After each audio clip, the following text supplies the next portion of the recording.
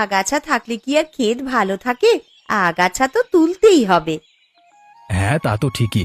যা রোদ পড়েছে কি আর কাজ করবে? বড্ড কষ্ট হয়ে যায় তোমার। কিন্তু কি করব, একা একা তো সম্ভব হয় না। তা আমি বুঝি, বউ হিসেবে আমারও তো তোমাকে সাহায্য করা দরকার গো।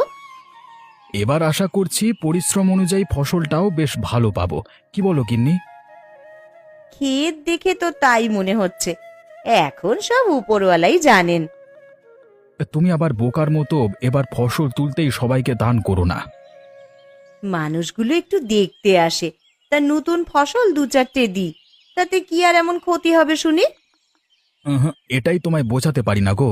ওই দু চারটে দিতে দিতেই অর্ধেক চলে যায়। আর লোকে গল্প করে গোপালের বউকে বোকা বানানো সোজা। তাই এবার একটু চালাক হও, বুঝলে? হ্যাঁ, আমি বেশ চালাকি থাকি। আমাকে যে বোকা ভাবে সেই বোকা। যত সব বোকার